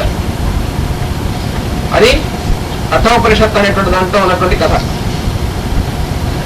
తండ్రి గారు యజ్ఞం చేసి అందరికీ ఆవుని వాటిని దానం ఇస్తుంటే ఈయన వెళ్ళి నాన్నగారు నన్ను ఎవరికి ఇస్తారు అని అడిగాడు. సరే కొంతసేపు మాట్లాడలేదు. వీడు మళ్ళీ నాన్నగేస్తాను అడిగాడు. నాన్నగారు ఎవరికి ఇస్తారు నన్ను? నాన్నగారు నన్ను ఎవరి అంటే నేను ఎవరి దానం ఇచ్చాను పో అన్నాడు. వాడు పితృవాక్య పరిపాలకుడు. వెంటనే బయలుదేరాడు యముడి దగ్గరికి. నాన్నగారు చెప్పారు బయలుదేరాడు. బయలుదేరి యముడి దగ్గరికి వెళ్ళాడు. తానే స్వయంగా తనంతట తాను యముడి దగ్గరికి వెళ్తే వారు క్యాంపులో ఉన్నారు. యముడు గారు వారు 3 రోజుల దాకా ఊరు నుంచి రారు, క్యాంపులో ఉన్నారు. సరే వారు వచ్చేదాకా ఉంటాం, ఎందుకంటే వెళ్ళమన్నారు నాన్నగారు. వెళ్ళాం. అందుకని వీడు కూర్చున్నాడు అక్కడ. యముడు గారి ఆయన యొక్క ప్యాలెస్ బయట కూర్చున్నట్టు. వాడు వీడెవడరా, వీడు వాంతటి వాడు వచ్చి యముడి దగ్గర యముడి కోసం వెయిట్ చేస్తున్నాడు. అదిరిపోయారు వాడు. సరే వాడు వచ్చాడు. యముడు గారు వచ్చాడు. వచ్చే చెప్పారు, సార్ మీకోసం ఎవరో కుర్రాడు వెయిట్ చేస్తున్నాడు. బయటకు వచ్చి చూసేప్పటికీ నిప్పులా కనిపించాడు వీడు. అదిరిపోయాడు యముడు నేను చూసి. వాడు దడదం గడిపాడు నేను చూసి. అంటే అంత ప్యూర్ అనమాట నచికేతుడు అంటే. అది అర్థం. అది చాలా పరమ పవిత్రమైనటువంటి స్టోరీ. Most symbolic story. మొత్తం సృష్టి యొక్క విషయం అంతా అందులో ఉంది. ఆ స్టోరీలో వేదంలో ఉన్నటువంటి ఏ ఒక్క స్టోరీ తీసుకున్నా సృష్టి మొత్తం క్రమం అంతా అందులో ఉంటుంది. అది వేదంలో ఉన్నటువంటి తమాషా. ఆ నచికేత ప్రఖ్యానటువంటి చాలా హైయెస్ట్ పొటెన్షియల్ స్టోరీ. అది మోస్ట్ సైంటిఫిక్ స్టోరీ. దానిలో ఉన్నటువంటి విశేషాలు చాలా ఉన్నాయి. అది మనకి 1984 గురు పూజల్లో నాన్నగారు ఆ 3 days చెప్పింది కఠోపనిషత్తే. ఆ క్యాసెట్స్ కూడా ఉన్నాయి. ఇంకా మళ్ళీ ఒకసారి మనం పునశ్చరణ చేసుకుంటాం ఎప్పుడు. దాని గురించి కొంచెం డిఫరెన్స్ అన్నమాట. వాడు ఏం చేశాడు, యముడి దగ్గరికి వచ్చాడు. యముడు వాడు చూసి భయపడి మరి 3 రోజుల నుంచి వచ్చేట భోజనం చేయకుండా కూర్చున్నట్టు బయట. వాడు వీడు నా ఇంటికి వచ్చి భోజనం చెప్పినా బయట 3 రోజులు కూర్చున్నాడు. ఈ కుర్రవాడని యముడు భయపడి, నాయనా నీకు 3 వరాలు ఇస్తాను. అంటే దేనివల్ల నువ్వు 3 రోజులు భోజనం చేయకుండా నా ఇంటి దగ్గర కూర్చున్నావు, దాని ఫలితం దుష్ఫలితం నాకు తగలకుండా నేను ప్రసరణ చేసుకోవాలి, అందుకని నీకు 3 వరాలు ఇస్తాను కోరుకోమన్నాడు. సరే నువ్వు కోరుకోమన్నావు కాబట్టి కొట్టుకుంటున్నావు అన్నటువంటి. అది వాడి స్టేటస్. తండ్రి గారు వెళ్ళమన్నారు, నేను వచ్చాను. నువ్వు కోరుకోమంటున్నావు, కోరుకుంటున్నాను. ఎవడి పేరు చెప్తే మనం ముందే చచ్చిపోతాము. అంటే వాడు మనం తీసుకెళ్ళడానికి వచ్చేమని చచ్చిపోయి ఉంటాం. వాడు కూడా రాడు స్వయంగా. యముడు గారు ఆయన నాడు ఆయన పట్టులు ఎవరో పంపిస్తాడు. వారు దూరంలో ఉన్నట్టు కానీ మనం ఇక్కడ రెడీగా ఉంటాం. అలాంటిది ఆయన స్వయంగా ఫేస్ చేసి ఆయన చూసి అడిగిపోతున్నాడు. 3 వరాలు అడిగట్టు వీడు. ఒకటి ఏంటంటే తండ్రి గారికి ఉత్తమ కథలు ఇవ్వు అని చెప్పి అడిగాడు. అదంతా దాంట్లో ఉన్న మిస్టరీ చెప్పుకుంటారు, డీటెయిల్స్ లోకి వెళ్ళాం. రెండోది, ఏ ప్రక్రియ చేసినట్టయితే జీవులందరూ కూడా ప్యూరిఫై అవుతారో అటువంటి ఒక ప్రక్రియని, ఒక అగ్ని నిమ్మన్నాడు, ఒక యజ్ఞాన్ని. నాచికేత యజ్ఞము అనేటువంటి దాన్ని ఇచ్చాడు యముడు. నాచికేత అగ్ని అనేటువంటి అది కూడా చెప్పుకున్న తర్వాత 3వ వరం కోరుకో అంటే 3వది ఏమన్నాడంటే మృత్యు అంటే ఏమిటో నీ యొక్క స్వరూపం పూర్తిగా తెలియజేయి. అది నాకు 3వ వరం. తోలు తీసేసాడు యముడిని. వీడితో పదిగా అనుకుని మృత్యు అడనాడు యముడు. అది తప్ప ఇంకేమైనా అడుగురా, నువ్వు కుర్రవాడివి, నీకు కనీసం 10 ఏళ్ళు కూడా లేవు, నీకు ఇంకా చాలా వయస్సు ఉంది, అందుకని నువ్వు ఎప్పుడో తర్వాత చూసుకున్నావు దాని సంగతి. ఇప్పుడెందుకు, ఇప్పుడు నీకు చాలా నాకేమవుతావు, నువ్వు ఇస్తానన్నావు కాబట్టి ఇస్తే అది మానే చాలా ప్రమాదం వాడతావు. అంటే వాడు అన్నాడు, ఇవ్వడానికి అబ్జెక్షన్ లేదు 3వ వరం, కానీ నీకు ఇప్పుడు అనవసరం రాది, నీకు 100 ఏళ్ళు ఇంకా బతకాల ఆయుర్దాయం ఉంది. అంటే 100 ఏళ్ల తర్వాత మళ్ళీ దగ్గర రావాలి కదా అన్నాడు. రావాలనుకో, అది రావాలి కాబట్టి ఇప్పుడే వచ్చేసాను కదా ఇంకెందుకు అన్నటువంటి. అంటే పని అన్నాడు, పోనీ ఓ పని చేయి, 1000 ఏళ్ళ ఎంత ఇస్తాను నీకు, నేను ఇంద్రుడిని చేస్తాను, ఇంద్రసింహాసనం ఇస్తాను, ధనధాన్యాలు భోగభాగ్యాలు లోకాలకి అన్నిటికీ కూడా ఐశ్వర్యం ఇస్తాను. వాడే అవన్నీ చాలా మంచి విషయాలు, కానీ వాటన్నిటి తర్వాత మళ్ళీ మీ దగ్గరికి రావాలా అక్కర్లేదా అని చెప్పాడు. అవన్నీ అయిన తర్వాత మీ డిపార్ట్మెంట్ టచ్ చేయాలా అక్కర్లేదా? కాదు ఎలా అంటాడు ఈయన, కాదంటే ఎగనెస్ట్ మీ క్రియేషన్. అది రావాలనుకో, ఆ రావాలనుకోవడం అప్పుడెందుకయ్యా, ఇప్పుడే నీ సంగతి చూద్దాం పట్టమన్నాడు. వాడు చాలా ట్రై చేశాడు, వీడిని ఎలాగైనా సరే కన్విన్స్ చేయడానికి, ఒప్పుకోలేదు. అప్పుడు చాలా సంతోషించాడు యముడు. ఏమయ్యా నన్ను చూస్తే నీకు భయం వేయట్లేదు అన్నాడు. అదేమిటయ్యా నువ్వు చాలా అందంగాను ప్రశాంతంగాను చక్కగా ప్రసన్నంగా ఉన్నావు, నిన్ను చూస్తే భయపడ్డావేంటి, అలా భయపడేవాడు అందరూ పిచ్చివాడు అన్నాడు. వాడు భయపడుతుంటే నువ్వే నన్ను చూసి భయపడుతున్నావు, నేను అంటే అప్పుడు సంతోషించాడు. ఒరే నీలాంటి వాళ్ళ కోసం చూస్తున్నాను, నీలాంటి శిష్యుడు కావాలి నాకు, నీలాంటి శిష్యుడు ఎప్పుడు దొరుకుతాడో అటువంటి జిజ్ఞాస కలిగినటువంటి వాడు అని ఎప్పటి నుంచి నేను ప్రయత్నిస్తున్నాను, సృష్టి వచ్చినప్పటి నుంచి నేను చూస్తున్నాను, నేను యముడుగా వచ్చిన తర్వాత ఇప్పటిదాకా నాకు ఎవడు దొరకలేదు, నువ్వు ఇప్పుడు దొరికావు నా అదృష్టం అన్నాడు వాడు యముడు. అప్పుడు వాడికి మొత్తం మృత్యు యొక్క స్వరూపం అంతా సవిస్తరంగా చెప్పాడు. మృత్యు అంటే ఏం లేదు అబ్బాయి, మేము అనుకునేటువంటి చాలా పొరపాటు అని అప్పుడు మొత్తం అంతా వివరించాడు. మనం వేరే చెప్పుకుందాం. మనం ఎప్పుడు ఏది రిఫరెన్స్ వస్తుందో మనకు తెలియదు, అది అమ్మవారి ఇష్టం, సరస్వతి ఇష్టం. సరస్వతి యొక్క అనుగ్రహం లేని మనకి ఏం రావు. అందుకని ఈ శవనం సూర్యుడు అంటే యముడి చేత సృష్టింపబడినటువంటి యముడి యొక్క కొడుకు అనమాట. అందుకని అబ్సల్యూట్ లైట్ అనేటువంటిది ఏదైతే ఉందో, డార్క్నెస్ అని మనం అనుకుంటున్నామే, ఆ అబ్సల్యూట్ లైట్ గారి కొడుకు ఈ సూర్యుడు. అందుకని ఈ సూర్యుడు ద్వారా ఈ మొత్తం అంతా కూడా బయటకు వస్తుంది, శవనం అనేటువంటిది అది. అందుకని క్రియేషన్ అంతా ఇచ్చేటువంటి వాడు సవిత అనేటువంటి వాడు అని సావిత్రి సత్యవంతుల కథ గురించినటువంటి విషయం. ఆవిడ కూడా ఎవరో ఇద్దరు ఉన్నారు, ఆ నచికేత తర్వాత మళ్ళీ ఎవరు వెళ్ళారు, సావిత్రి యముడి దగ్గర. ఆయన కూడా అదే అన్నాడు, ఏమమ్మా నేను భయం వేయట్లేదు నీకు, అదేమిటయ్యా నువ్వు అంత శాంతంగా మా నాన్నగారిలో ఉన్నావు, నేను చూసి భయపడతాడు ఎవరన్నా అదిపోయాడు, మిత్రపోయాడు. ఇంకేం చేస్తాడు వాడు, వాడితో కూడా వెళ్ళింది. అమ్మా నువ్వు రాలేవు, ఇక్కడ చాలా ఇబ్బందులు ఉంటాయి, ఉంటే ఉండేవయ్యా ఇబ్బందులు ఉంటే, నువ్వు చోట ఇబ్బందులు ఉంటే నువ్వు ఉన్నావు కూడా పక్కన, పర్వాలేదు. చివరికి వాడి లోకం దాకా వెళ్ళిపోయింది ఈవిడ, ఇంకేం చేస్తాడు వాడు, అది తమాషా. అంటే మొత్తం మన ఈ సంవత్సరానికి ఉన్నటువంటి కథ అంతా కూడా అందులో ఇచ్చాడు సావిత్రి అనేటువంటి దాంట్లో. ఆ వేదంలో ఏదైతే సావిత్రిని గురించి ఇవ్వబడిందో అదే ఇంగ్లీష్ లో మళ్ళీ అదే వేదం కరెక్ట్ గా ఇచ్చినటువంటి ఆయన అరవింద మహర్షి. ఇంగ్లీష్ లో వేదం అనేటువంటిది ఏదైనా ఉందా అంటే సావిత్రి. అయితే దానికి కూడా మన మాస్టర్ గారు సదుపాయం చేశారు, అది కూడా మనకి ఎప్పుడు చదువుకోవడానికి వీలుంటుందో అర్థం చేసుకోలేమో అని మళ్ళీ మన రామకోటయ్య గారి ద్వారా తెలుగులోకి ఇవ్వబడింది. అదే అరవింద మహర్షి ఇచ్చిన సావిత్రియే రామకోటయ్య గారు తాతగారు తెలుగులో రాశారు. మరి ఎప్పుడైనా చదువుకుందాం. అది అంతరిక్షము అనేటువంటి దాంట్లో, అంతరిక్షం అంటే వెలుగులతో కూడినటువంటి ఆకాశం, అది అంతరిక్షం అంటే వైబ్రేషన్ అనేటువంటి ప్లేన్. అయితే ఎన్ని ప్లేన్స్ ఉన్నాయి, మూడేనా? మూడే కాదు, పైన ఇంకా ఉన్నాయి. మనం రోజు చెప్పుకుంటూ ఉంటాం, ఓం భూ ఓం భువ ఓం శువ ఓం మాహ ఓం జన ఓం తప ఓం సత్యం. మొత్తం 7 ప్లేన్స్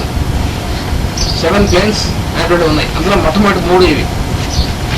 దీనికంటే పైన ఉన్నటువంటి 4 అంటే మనం నిన్న చెప్పుకున్నామే మన చక్రంలో, వాటికి వీటికి ఉన్నటువంటి కరస్పాండెన్స్. అది ఈ భూ అనేటువంటిది ఉన్నటువంటి మూలాధారం సంబంధించినటువంటి ప్లేన్. ఇలా మొత్తం ఈ 7 సెంటర్స్ కి కరస్పాండింగ్ గా ఉన్నటువంటి ఈ 7 సెంటర్స్ దేంతో కరస్పాండ్ అవుతాయో ఆ 7 ప్లేన్స్ ఉన్నాయి.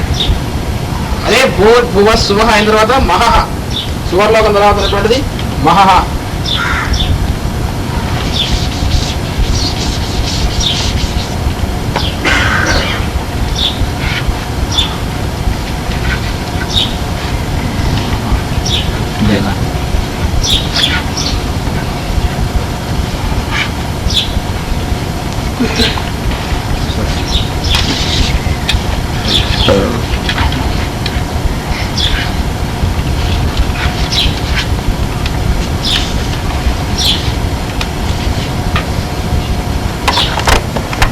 మహహ అనేటువంటిది ఏదంటే మనం చూస్తున్నటువంటి మనకి రేడియేషన్ అని చెప్పుకున్నామే, ఆ రేడియేషన్ కారణభూతమైనటువంటి అంటే ఈ రేడియేషన్ ని కూడా ఎస్టాబ్లిష్ చేసినటువంటి లోకం ఏదైతే ఉందో దానికి కావాల్సినటువంటి పరవరజ అయినటువంటి లోకం, అది మహర్లోకం అంటే. ఈ ప్రైమార్డియల్ స్టేట్ అది మహహ అంటే.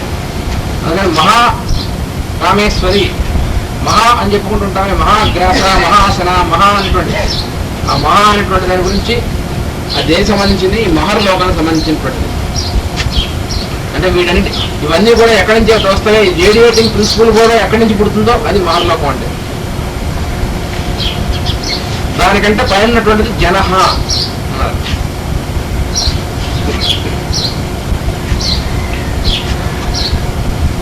జనహ అంటే పుట్టించేటువంటిది.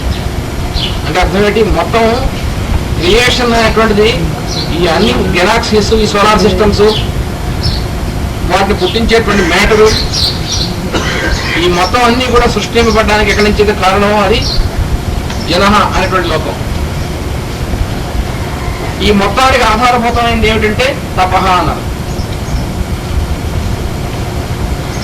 తపస్సు, ఫైరీ ఆస్పిరేషన్ చెప్పుకున్న తపస్సు అనేటువంటిది అది సతపో తప్యత అంటే. ఆ ఒకడుగా ఉన్నటువంటి ఆయనలోనే వటపత్రం మీద పడుకున్నటువంటి ఆయన సృష్టిద్దామనేటువంటి సంకల్పం వచ్చి ఏం చేశాడు? తపస్సు చేశాడు. సతపో తప్యత అని చెప్పుకున్నాం మొట్టమొదటి ఇందాక. ఆ తపస్సు చేయడం అంటే అర్థం ఏంటి? ఈ ప్లేన్లో యాక్ట్ చేశాడు అనమాట. అయితే ఈ ప్లేన్లో యాక్ట్ చేసినటువంటి ఆయన ఈ ప్లేన్ కంటే కూడా హైయెస్ట్. అందుకని ఆయన యొక్క ఎగ్జిస్టెన్స్ ఏమిటి? సత్యం. ఈ కింద ఉన్నటువంటి 6 లోకాలు ఉన్నాయే, భూ భువ శువ మనః జనః తపః, ఈ 6 ఈ 6 లోకాలు కూడా లోకం వేరు,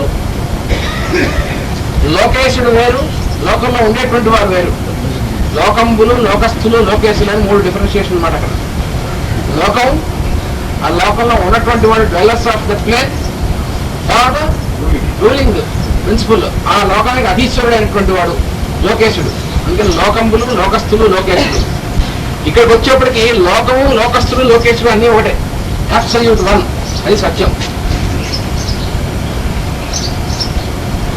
అందుకని ఆయన ఒకటే ఉంటాడు అంటే అర్థం అదనమాట. ఏమీ లేదు, సృష్టి మొత్తం అంతా కూడా అబ్సల్యూట్ ఒకటే ఉన్నాడు. ఆయన ఒకటే ఉండడం అంటే అర్థం ఏంటి? ఆ స్టేట్ అనమాట. ఎక్కడైతే లోకము, లోకస్థుడైనటువంటి వాడు, లోకేశుడు మొత్తం అంతా ఆయనే, నో డిఫరెన్సియేషన్, దాన్ని సత్యం అంటారు. ఇది ఈ 7 లోకాల గురించి జస్ట్ బ్రీఫ్గా ఉన్నటువంటి విషయం. ఆ లోకాల గురించి తెలుసుకోవాలంటే మనకి ఈ టైం చాలు, ఎందుకంటే మనం భాగవతంలోకి వెళ్ళాలి. మళ్ళీ ఈ లోకాల గురించిన విషయం అంతా ఎక్కడ భాగవతంలో ఉంది. భాగవతంలో లేదంటే ఏం లేదు. అబ్సల్యూట్ మొత్తం సైన్స్ అంతా ఎందులో ఉంది? భాగవతంలో ఉంది. ఈ లోకాలు, వీటి గురించిన విషయం, వాటి కరస్పాండెన్స్ మన శరీరంలో ఉన్నటువంటి దానికి, ఈ కోణములు, ఇవన్నీ కూడా భాగవతంలో ఉంది. అందులో 12th పార్ట్ రహస్య ప్రకాశంలో మొత్తం డయాగ్రమ్స్ కూడా వేసున్నాయి. ఇవన్నీ 13లో దాంట్లో ఉన్నాయి మొత్తం. అది వెలుగులతో కూడినటువంటి ఆకాశం, దాని గురించి చెప్పుకుంటున్నాం. అంతరిక్షం అనేటువంటి దాన్ని.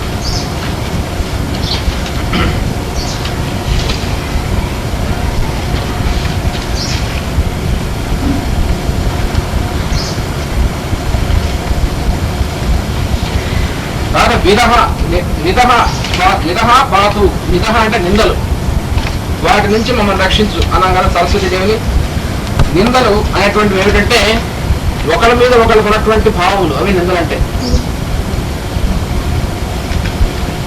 ఒకరి యందు ఒకరికి ఉన్నటువంటి అభిప్రాయాలు ఉంటాయి, అవి నిందలు అనేటువంటివి. విధ అంటే అవి అనమాట.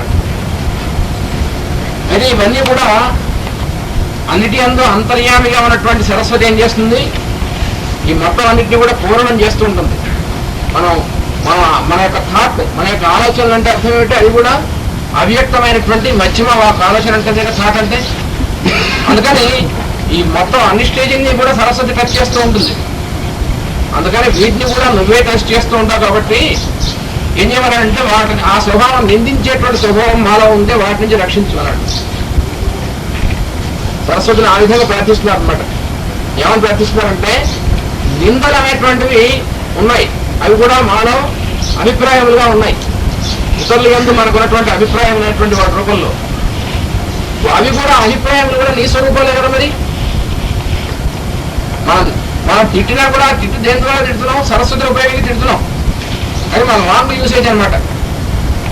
సరస్వతి కాకుండా వేరే సరస్వతి పక్కన పెట్టి తిట్టుకుందాం ఏముండదు. అది అలా ఎలా ఉంటుంది అంటే సరస్వతిని మనం ఆరాధిస్తున్నాం కాబట్టి తిట్టుకోవడం నెసరీ కాబట్టి ఆ సరస్వతి మైలపరచకుండా పక్క నుంచి మనం తిట్టుకుందాం అలా ఉండదు. మనం తిడదామనేటువంటి సంకల్పం కూడా ఆవిడే. ఆవిడ లేకుండా ఏం లేదు మొత్తం. అసలు బలా పశ్చంతి మధ్యమ వైఖరైనటువంటి 4 స్టేజీలోనూ ఎక్కడా టచ్ అవ్వకుండా ఎలా ఉంటుంది మొత్తం? ఎక్కడో ఒక టచ్ అవ్వాల్సిందే కదా. అందుకని సరస్వతిని అవాయిడ్ చేయలేం మనం. అందుకని ఏం చేయాలి? తిట్టుకోకుండా ఉండడమే. తిట్టుకోకుండా ఉండేటువంటి స్వభావం ఏమని సరస్వతి ప్రార్థించాలి. కానీ తిట్టుకుంటూ ఉంటాం, మా తిట్టు మేము తిట్టుకుంటూ ఉంటాం, నువ్వు పట్టించుకోవద్దు, నువ్వు వినకు అంటే సరస్వతి వీల్లేదు. అంటే సరస్వతిని ఉపాసన చేస్తుంటే వాడి లోపల ఎవరిని గురించి అనుకోకూడదుట. అవి బాబా అయితే ఉపాసన కొనాలి పోస్ట్ పోన్ చేసుకుందాం. ఎందుకు వచ్చిందా మనకి? చాలా ప్రమాదం కదండి.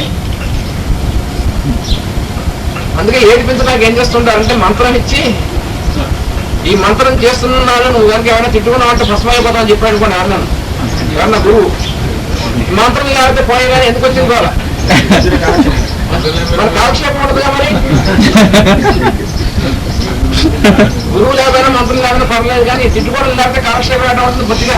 అందుకే వద్దులే పోస్ట్పోన్ చేసుకుందాం అలా ఉంటుంది. కానీ అన్ఫార్చునేట్ గా ఉన్నటువంటిది అంటే సరస్వతిని సెపరేట్ చేసుకోవడానికి వీల్లేదు. మనం చేసే పొరపాటు ఆలోచనలు కూడా ఆవిడ దగ్గర నుంచి రావాల్సిందే. అందుకని మనం చేయవలసింది ఎవరంటే అసలు ఇవి రాకుండా చూడమ్మా అని ఆవిడే ప్రయత్నించాలి. అది చేయాల్సిన పని. మనం చేసేటువంటి పొరపాటు అంటే మనం చేసే కొంతమంది ఏమనుకుంటారంటే ఎక్కువ వినయం పోయి భగవంతుడికి దగ్గర నేను చేసేటువంటి ఒప్పులన్నీ నీవి తప్పులన్నీ నావి అనుకుంటూ ఉంటారు.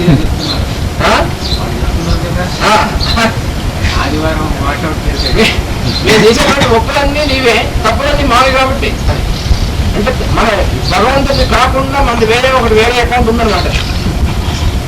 అలా ఉంటాయని మనం అంటామని ముందే చెప్పాడు ఎప్పుడో ఆయన. మత్త స్మృతి జ్ఞాన నపోహనం అన్నాడు.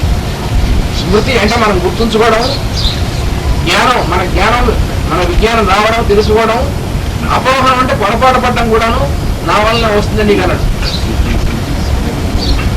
మన అకౌంట్ వేరే అకౌంట్ పెట్టుకోవడానికి ఓపెన్ చేయడానికి వీల్లేదు.